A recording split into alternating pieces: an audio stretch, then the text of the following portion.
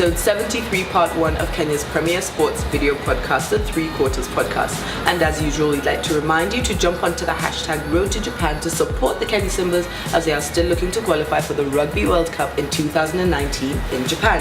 I'm Divima Duffield. And I'm Ngaro Kamuya. And I must add that we are shooting from Kampala, Uganda. Yep.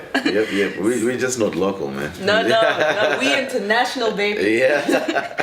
Anyway, so Elgon Cup was the Elgon Cup fixture this year was our feature game of the week. Yes. So away game for Kenya. Yeah.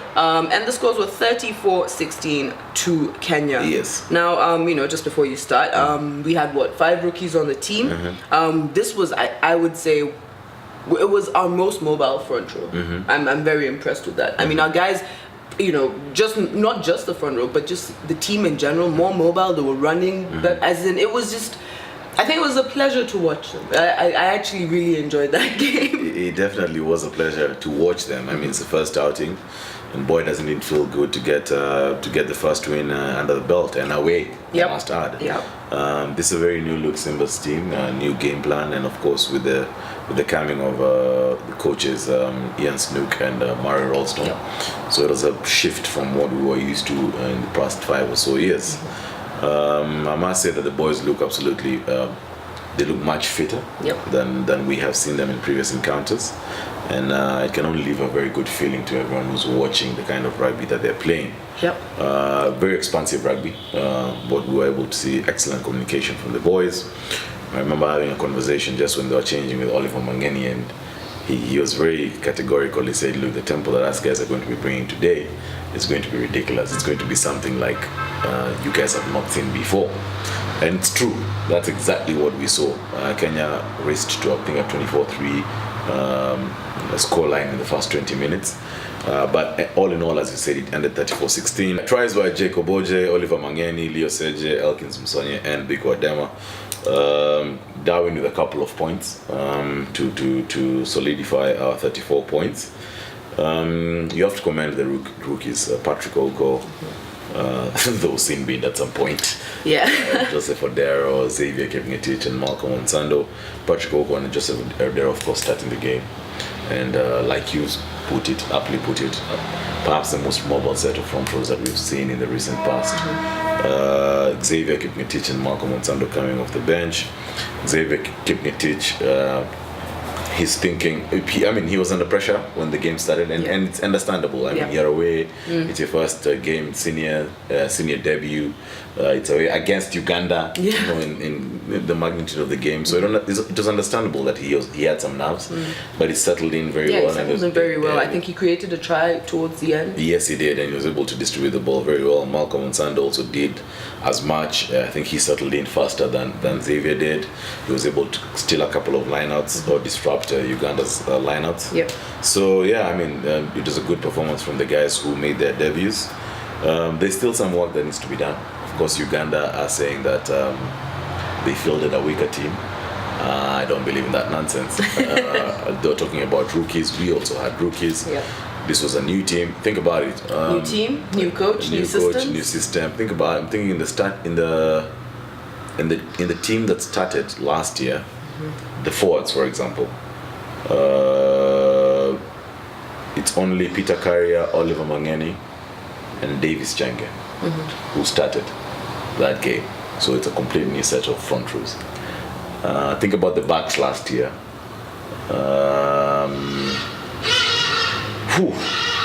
Isaac Adimo was on the bench. Beko Adimo started at number 10. Jacob Oje, Darwin Mukidza, Tony Onyango. Those were the only guys who were there last year. So look. And Sergio. Sergio came off the bench. Oh, yeah. He came off the bench. That game, it was Patrice Agonda and David Mbune started. So, point is, look, the Ugandans cannot be saying that it's a new, even as for us, it's a new team, it's a new system. But what I saw is that first, our conditioning levels and our fitness levels have really improved, and therefore we are able to maintain the intensity for the whole 90 minutes. 80 minutes, sorry, I beg your pardon. Able to maintain for the whole 80 minutes. And I think most of the energy is normally consumed in defense. And our defense was, apart from the 16 points we licked in, which massively was because of penalties and infringement. We need to work on our discipline because also Peter Carrier got singled. Yep, two yellows in one game, I think really cost us. And the fact that it was forwards, and not just forwards, front rows who were off, meant that we had people playing out of position. Yeah. We saw Biko Adam at 8 at some point. Yeah, number 8. We saw Leo Sedge. I mean, yes, he has played as a forward, but we're, now more used to seeing him as a back. Yeah. So, just seeing that. But even though, yes, our discipline did cost us, but I feel that we held our own even when we had to shuffle things around. Yeah, we did. I don't remember us conceding points when we were 10 men down. Or keep on relating to football. When you were 14 men, when you were 1 man down. Yeah. But look, like I was saying, defense consumes a lot of energy, and that's why the most defeatist teams are the ones that win. And I remember one particular instance in which Tony Onyango cross-covered and was able to tackle the Ugandan winger in what was going to be a I think that try. was Justin Chimono on the wing. Exactly. He is something else, though. Yeah, so it's a good performance. There's still a lot of work that needs to be done. I don't think we are where we want to be from a conditioning standpoint. We've always said that what favors Kenyan rugby is our mobility and our athleticism, and that only comes when we achieve the desired levels of fitness. I must also say, finally someone has gotten, I won't say the word, but to put Darwin Kids at number 15. I think Darwin should be playing at number 15. He has more, he gives you more options. He's a safer bet. He's excellent fielding. And I actually prefer Tony at 14. Yes. I think we saw a lot more of him. Yes.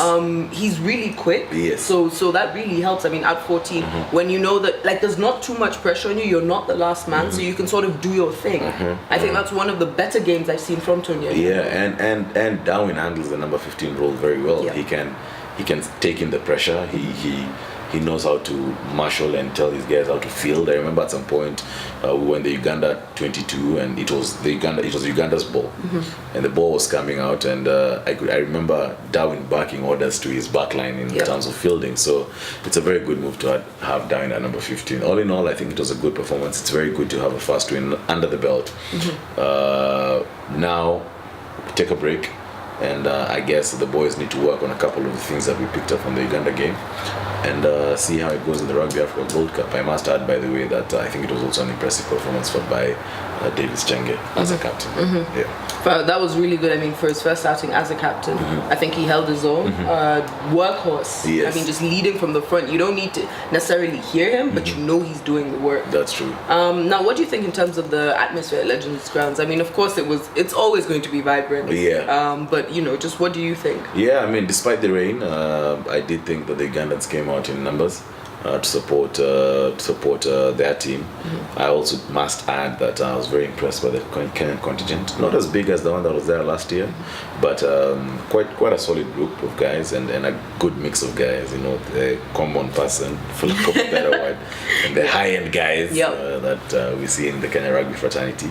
So yes, it was a good mix of guys, and Legends as always creates a fantastic atmosphere for rugby. So it was a good weekend for international rugby, and it's good to have the international calendar back. Yeah, I am so excited for the next games. I can't wait. That's true. I really can't wait.